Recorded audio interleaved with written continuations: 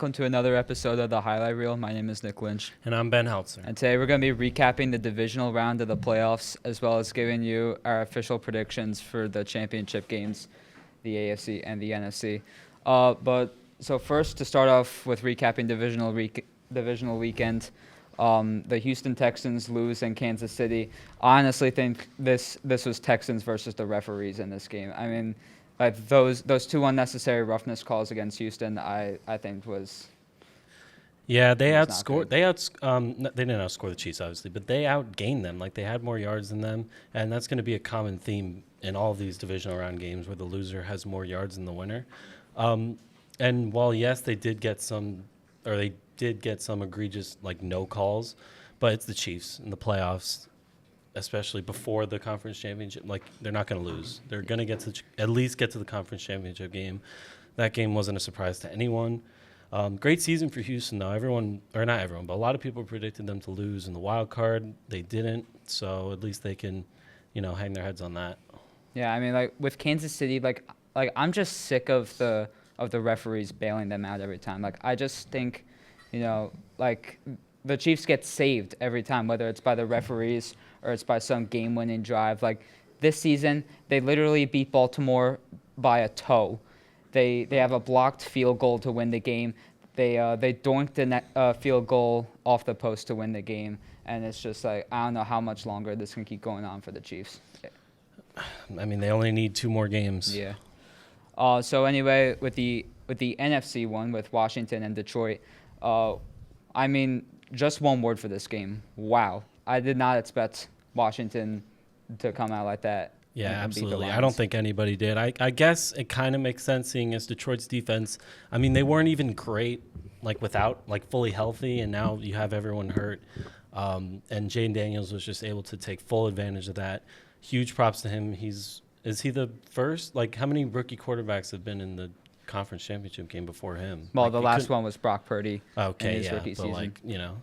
He's played the entire season, his rookie season. He led his team to the conference championship game. He could be the first rookie quarterback to lead his team to the Super Bowl, and I'm pulling for him. Obviously, the Commanders, who predicted that? They would be so much fun if they make the Super Bowl. Yeah, but also I think for the Lions, I think that Ben Johnson and Aaron Glenn, when they did those interviews with several teams the week before, I think that really hurt the Lions. And I think it's a bad idea to let teams interview coordinators especially when their team is in the postseason, because I think it's just a distraction I to them, and I think that's why the Lions lost. I mean, it's a big reason. Yeah, I mean, with Ben Johnson, even though he's the new head coach of the Chicago Bears now, which we'll talk about that in another episode. But I think that play where Jamison Williams threw the ball, that was not a smart play. You're down a few scores with 5 minutes left, and then he ended up throwing a pick. And I think sometimes you can't take those risks. Yeah, hopefully they could replace Johnson with another great offensive coordinator. But great win for Washington, and as for Detroit, there's always next season. Yeah. So then in the other NFC one, Los Angeles and Philadelphia, in the snow, Saquon Barkley runs in for 2 touchdowns, and with another 200-plus yard rushing game, and the Eagles win. But honestly, I think if it wasn't snowing, I think the Rams could have won this. 100%. I was just about to say that. The story of the game and the next game we're about to get into, both Sunday games, the story was the elements. If either of those games or both those games were played in a dome in perfect conditions, the other team probably would have won. LA is almost unbeatable when they're playing in a dome, or at least with the roof over their heads. And I think that Philly did do enough to get the job done, but without those 2 fumbles back-to-back for LA, they probably would have won that game, and you can definitely attribute that to the snow. Yeah, I mean, we know it was a snowy weekend up in the Northeast, from Buffalo down to Philadelphia. So that's the game we're going to talk about now, the Ravens and the Bills. I mean, Mark Andrews sold the Ravens twice with a fumble with 8 minutes left he shouldn't have fumbled that, and then the dropped 2-point conversion, which lost the Ravens the game. Yeah, 100%. I mean, this was the game that everyone was anticipating, and it definitely delivered. Although I will say, for Mark Andrews, I don't think Ravens fans should be coming for him too hard. Sure, he is the reason, one of the main reasons you lost the game, but I believe there was like a minute and a half left in that game, and Buffalo had 2 timeouts. I mean, they probably, this might just be me being a Bills fan, but they probably would have driven down the field and kicked the game winner. And as for that first fumble, that was just a great play by Bernard. He punched that ball out, landed right on top of it. I think that Andrews might be under a little bit too much heat. But yeah, he definitely did cost them the game. It's just unfortunate. But great win for Buffalo. Yeah, but with Mark Andrews on that fumble, he had wide open space. He could have ran it in for a touchdown. And he decides to go the other way with 3 Bills defenders in the area, and that's how he lost the football. I mean, like, I don't know how you can live with that almost until the Ravens make it to the Super Bowl. But that's a hard one for Mark Andrews, and I think he's 100% the responsibility for Sunday's game. I mean, Lamar Jackson threw 2 picks, had two really bad turnovers, but I mean, if it wasn't for Mark Andrews, I think they could have won that game. Probably, but let's get into our predictions because these games are going to be great, these conference championship games. Yeah, so for the NFC Championship, the Commanders and the Eagles on Sunday. I'm going to go with the Eagles. I think, Washington's incredible run is going to come to an end. I'm going to go 24-23. I think it's going to be a close one. I'm also going to go with the Eagles. Their defense, unlike the defenses Washington has played so far in the playoffs, is no slouch. They've been arguably the best defense in the league. I'm going to go with them 31-27, high-scoring, close game. But I think this is where Jaden Daniels' run comes to an end. Yeah, I agree. And then the Bills and the Chiefs, I'm going to go with Kansas City 35-28. I think, that the Bills can once again beat the Chiefs in the regular season, but they can't beat them in the playoffs. And I think this year is going to be another year of that. I think that is very possible. The script has them three-peating, but I'm obviously not going to not pick my team. I'm not going to knock back them, so I'm going to go with them on a last-second game winner, 34-33. Why not? Well, that's it for us on the NFL, but up next is Smitty and Jake to talk about college football. Hello and welcome back to College Football on the Highlight Reel. We're going to be covering the college football playoff semifinal games as well as the national championship game. So let's get right into it. Let's begin with the Penn State versus Notre Dame game. What a battle this was. Jake, what are your thoughts on it? I think it started off slow. Only 10-3 Penn State at halftime. Second half, both offenses picked it up a lot more. It looked like both of them had an answer for each other, so that was sort of cool to see the offenses start going because I thought it was going to be more of a defensive battle, and it was to start, but we saw Notre Dame make their way back into the game and then take a touchdown lead in the fourth after that monster Jeremiah Love run. He powered through like 4 guys to get that one. What a game by Jeremiah Love too. Big game for him all year. He'd been all year. Just a great year for him. And then what a game for him today to put them to the national championship. But Penn State answered with 2 scores on their own, both from Nick Singleton. Singleton also said he was going back to Penn State after this season. He's not declaring for the draft.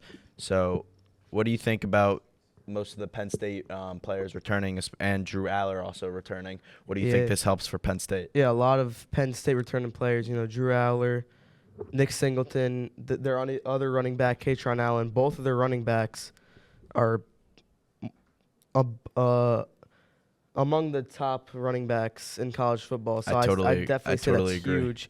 And then Drew Aller, I would say that's a good decision by him. He's definitely a great quarterback, but needs another year to develop. I think they could definitely, make some noise next year. I think since Drew Aller's staying, I think he will definitely be a top 5, maybe even top 3, maybe even a Heisman candidate next year. Potentially. We got to see him develop a little bit more. There's still some work for him to do. I agree. But I definitely see the potential in him. Yep. And then let's just talk about that big passing play that tied the game up. A huge pass and catch for Jaden Greathouse. He took it 54 yards and the touchdown. He also had a big performance in the national championship game, so he proved himself as a stud. What are your thoughts on his performance? I think he had a great performance. Like you said, he proved himself in this game and going into the national championship where he proved himself again. But I think he just had a great game. That catch was probably the catch of the game. Yeah, stepped And- up and they needed it. Yep, exactly. And then moving on, Mitch Jeter completes the win with a clutch 41-yard field goal. What a field goal for him. I know he was definitely feeling like on top of the world after that. Yeah, especially after, some missed ones earlier in the year. So, great for him sending them to the national championship. And then let's move on to the other semifinal game, Ohio State versus Texas now. It was a slow start to the game scoring-wise. It was only 7-0 until two bursts of score at the end of the first half. Texas finally reached the end zone with 30 seconds left in the half. Trayvon Henderson answered for the Buckeyes with 15 seconds for a huge 75-yard touchdown. How do you think Trayvon Henderson has made an impact for Ohio State and the Buckeyes for all this year? playoffs, he's been great. And matching him with Quinshon Judkins, hard to stop. Their offense is extremely high-powered. Those two, probably the best receiving core. Especially that, not only that Judkins is also a receiver, Judkins can also run the ball too. Yeah, you can do both. It's just a really hard offense to stop. And that, just when Texas scores with 30 seconds left in the first half, Trayvon Henderson comes and just absolute burst for 75 yards in the last few seconds. And in then the first also, half. talking about receiver core, what about Jeremiah Smith too? Yeah, those are this kid's gonna be a problem. three studs right there who are You got leading their Ibuka, team. Cornell Tate. Exactly. You got a lot of guys. Yep. But Jaden Blue got into the end zone. That was tying the game at 14, but that was the last time Texas would even score. Good job by Texas keeping it in the game, but I thought that Ohio State would break away, and they eventually did. Took the 21-14 lead. Yep. And then to put the icing on the cake, the strip sack fumble return for Jack Sawyer, an 83-yard fumble return. What a play by Jack Sawyer. Great for him. Senior who's been through it all, losing to Michigan quite a few times in his career, and it's got to feel good to send his team to the national championship. I totally on agree. a game-winning play like that. You could definitely see in the emotion too. I totally agree, especially how talking about Michigan reacting to how Michigan put their flag on the field and how he reacted to that, basically threw it away. He comes into this game and does that. That's big for him, and he's a great player too. I definitely could see a future for him in the NFL. Yeah, great player, great leader. Definitely it's made a huge impact in his years. But let's move on. Last game, national championship. We had the winner of those two games, Ohio State and Notre Dame, battling it out. And, it was a really strong state for Notre Dame. They played exactly how I thought they needed to. They controlled the clock. Riley Leonard got in for the first score of the game, and it was a 10-minute drive. They scored with 5 minutes to go. So that's how you need to do it against. That's exactly how I thought they needed to win. A tough team like Ohio State. I thought they needed to control the clock, get the run game going, and if they could score, they could move the ball and just control the clock, keep Ohio State with them. Then that would be how they're able to win. But Ohio State did break away at one point. No matter how long it took, Ohio State scored on their first drive, and just they're just too good to score, and they could score in a matter of seconds. It doesn't matter how long they will score in whatever pressure they're under. Jeremiah Smith was left wide open for the first TD, and honestly, Notre Dame's defense can't let that happen. Yeah, I don't know how. They were trying to communicate it too before the play, but Jeremiah Smith just left wide open. Can't do that. Best receiver in the field. Quinshon Judkins, he had 3 touchdowns in this game, 2 rushing, 1 receiving. And then, he was a dog the whole game, 11 carries, 100 rushing yards. Big game for him, 3 touchdowns. Yep. But by halftime, Ohio State took a big 21-7 lead. And, it didn't stop there. Third quarter, they got right back to it. Yeah, like how we said earlier, that Judkins can receive and catch the ball. That just shows that he is a very good behind the quarterback, and he's also good in front of the quarterback. So he could play like anywhere on the field that he really wants to on the offensive side of the ball.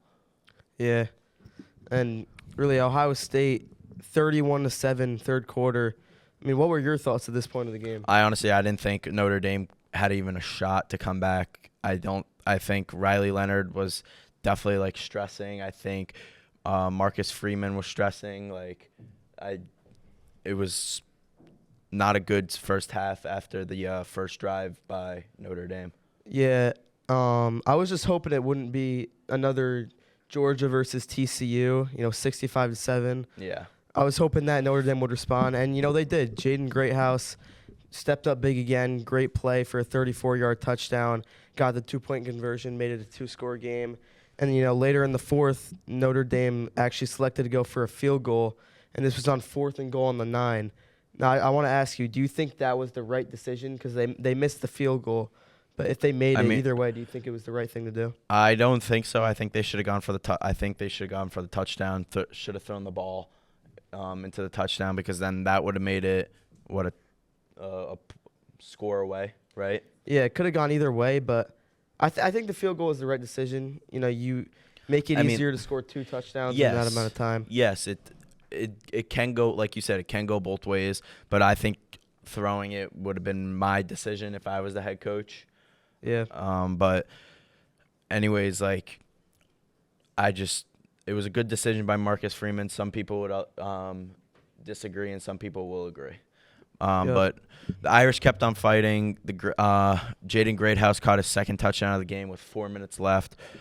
He had a huge game for him, like how we said, 6 receptions, 128 yards, 2 TDs. But it wasn't enough. And Jeremiah Smith had the game-sealing catch.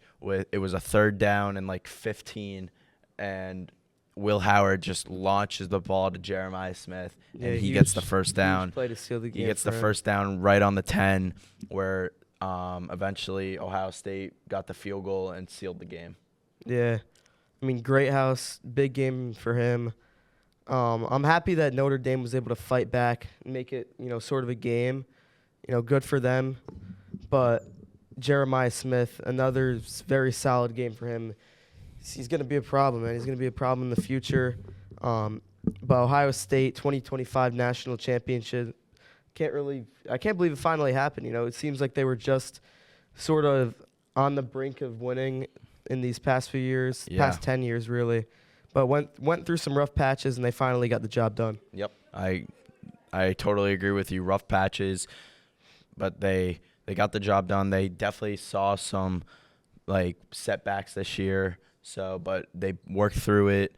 Ryan Day worked through it. The whole entire team worked through it. So I think they definitely deserve this national championship, and Ryan Day gets to keep his job. So that's going to do it for us on college football. Stay tuned for Andrew talking about soccer. Hello, I am Andrew Mirzaaghasi, and I will be talking about soccer once again. And we have a lot of news to cover, so let's go straight right into it. So we start with the FA Cup, and I guess Man City decided to use all their energy for this match because it was 8-0 against Salford City, in which Man City, now 3 matches in a row, have now won. Now, this is around round of 16, I would assume, or not even close to finals for the FA Cup. But still, I wish they had this energy in the Premier League and Champions League, because they're both doing terrible. And that's all I have to comment about the FA Cup win. However, under bad news, Kyle Walker, our current captain of Man City, wants to leave. And now it is officially confirmed that he's going to AC Milan. And this is probably not good. This is really terrible, because he was a massive player on the team. It's a huge hit without him. We still have young players on the team. However, they're not doing as good. And even if we had the old cast such as Haaland and Foden, they're really doing okay this season. This is really bad timing, at all. And I hope that the young players get properly trained, so then for next season we could do better. So moving on to from Man City, we go to Barcelona. So what's the good news for Barcelona? Well, in an El Clasico final against Real Madrid, they have won the Spanish Super Cup from Real Madrid. They won 5-2. And out of the 4 scorers, you know who scored? The trio known as Yamal, Lewandowski, and Rafinha. I'm telling you, this is the new trio for Barcelona. These 3 are basically unstoppable when you put them on the field. Mbappe, Vinny Jr., or Rodrigo cannot do anything when these three are on the field. And I know there's other people too, but those three are the highlight for me. Sure, Mbappe scored and Rodrigo scored, but these three, I know Lasky took like a penalty. Myles scored, and I know Rafinha scored twice. This shows that a big difference, and I see this as a bright future for Barcelona, as now Myles has finally won a quote-unquote senior trophy now. Let's see what else this new Barcelona team can do, because I'm sure hyped for what comes next. With their previous match, not this week, last week, I was right, because Man City couldn't carry it. They couldn't carry the energy. Because against Brentford, it was 2-2. We were literally in the lead thanks to Foden as he scored twice, but now we decide to drop the ball near the end and basically tie 2-2. Our defense immediately cracks at the end, and we just choke right there at the end. But I can't really end this at a negative note because in our last match, we won 6-0.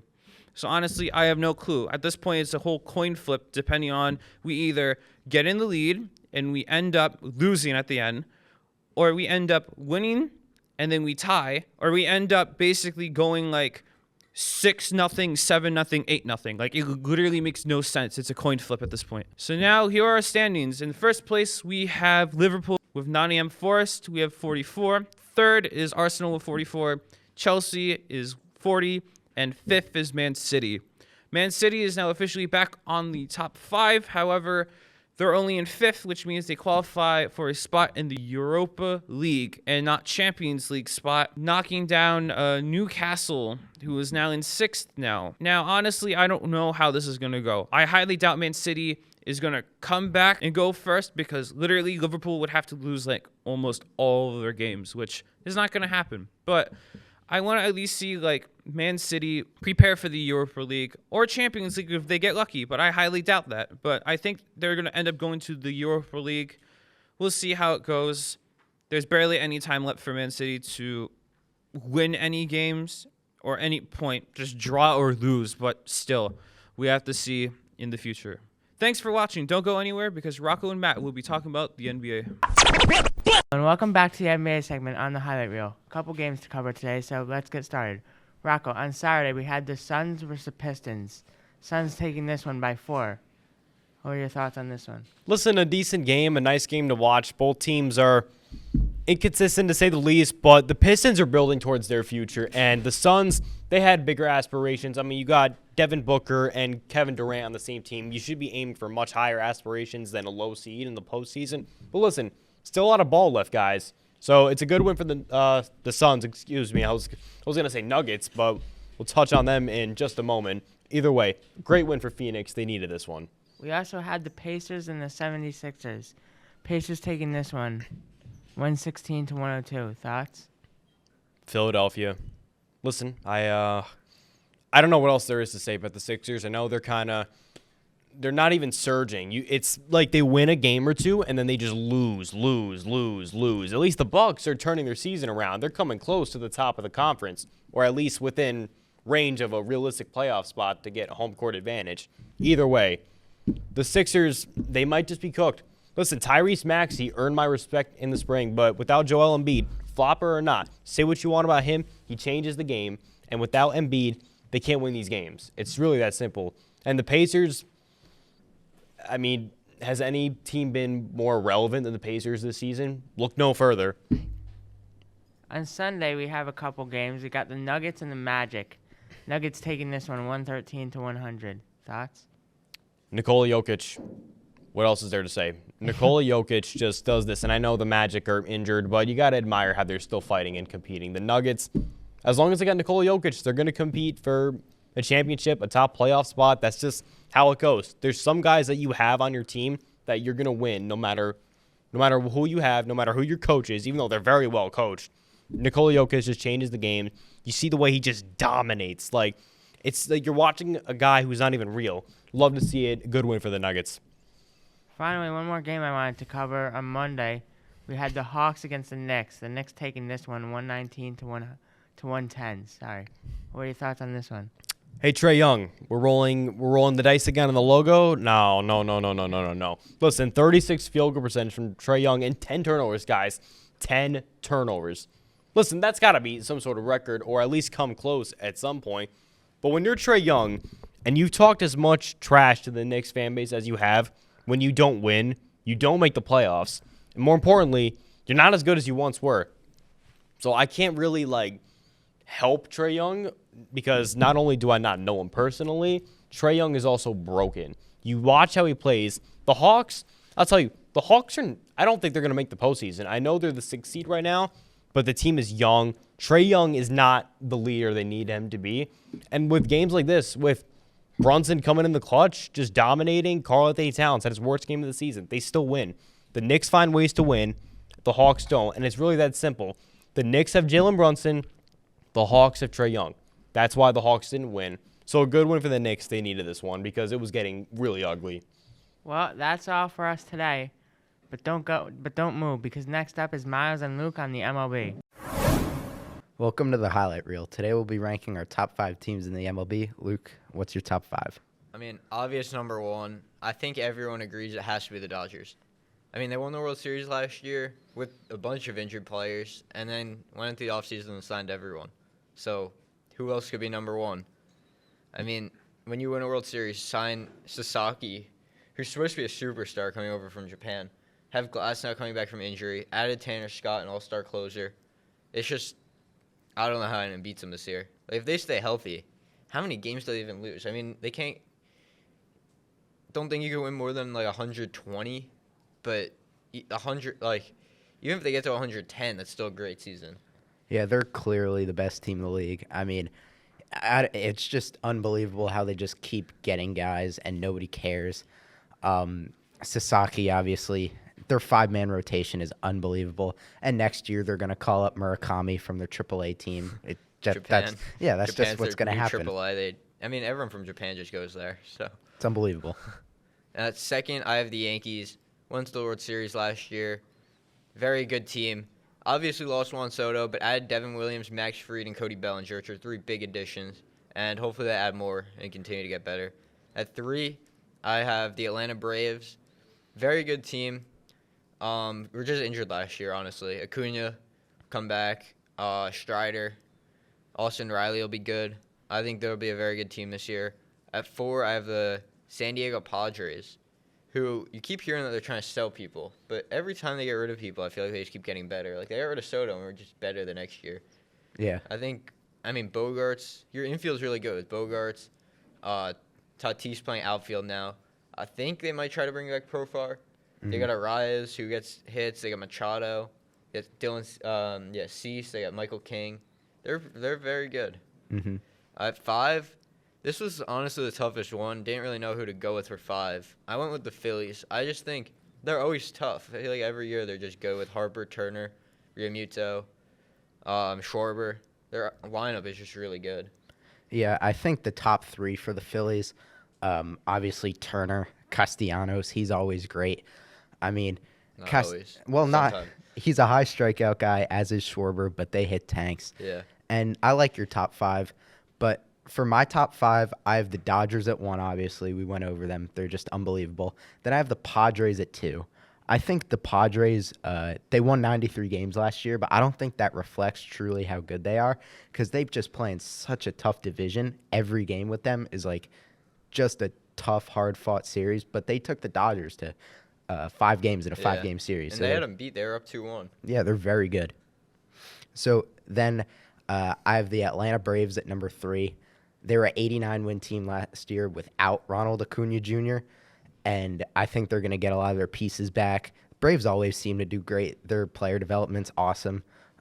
They always make good moves. Somehow they always bring Adam Duvall back, and he always learns to hit when he's with them. Same with Jorge Soler, so they're going to be good. And then number 4, I have your New York Yankees. They're going to be good. They made a lot of changes to that team after they lost Soto, obviously, bringing back Max Fried on an 8-year deal, getting Devin Williams to make possibly the best bullpen in the league with Luke Weaver and Devin Williams. And then for my wild card at number 5, I have the Houston Astros. I know you don't like them, but I don't like the Astros, and I can't see them getting better losing Tucker. Trust me, hear me out. So they get Isaac Paredes to play third base, right? He is going to pull the ball into the Crawford boxes every game. I could see him hitting 30 home runs and just replacing Tucker's production in that lineup. Obviously, they have, big Yordan Alvarez, and then they finally clear up their first base after the disaster that was Jose Abreu, and they get Christian Walker. He's just going to be a solid, steady guy. 5 for me was a toss-up. I could have gone Diamondbacks, getting Corbin Burns. Yeah. I could have gone Twins even, getting Pablo Lopez, that rotation, Lopez, Ober, Joe Ryan, he's really good. Mm-hmm. And It's just the Astros. You think Walker and Paredes are going to replace Tucker and Bregman yes, in the lineup? I didn't think Bregman was that good. I thought Bregman was all right, but in the playoffs, he always seemed Bregman's to, still unsigned. I don't know where he's going to go. he could go to Detroit. That's what I'm Yeah, hearing. I've heard that. One team I realized we didn't mention, and they've had a big offseason spending money at least, is the New York Mets signing Juan Soto. Yeah, they I could mean, be good. I don't have them in the top 5 because I just don't think one move. I mean, they had a good playoff run, but before that, they weren't that good of a team all season. They snuck into the playoffs. Mhm. There's one move bringing in one superstar and losing a guy. If they end up not bringing back Alonso, are they that much better than they were last year? I think losing Alonso could possibly be the best thing that could happen to them, because putting Vientos at first or signing somebody who could play first on a shorter team deal would be much better for them. Obviously, money isn't an issue for them. But Yeah, that's obvious. I also think their pitching isn't the best. yeah, and Like their starters at least Mhm. aren't. I don't know if you're gonna start Clay Holmes. Go ahead. and I've watched him pitch plenty. we also didn't mention the Orioles. Obviously, they've Yeah, they lost were really good last Corbin year Burns. for a while. Yeah, it's unbelievable with them. They have all this young talent, and they just can't get it done every year in the playoffs. All right, so that's all we have this week on the highlight reel. We'll see you next week.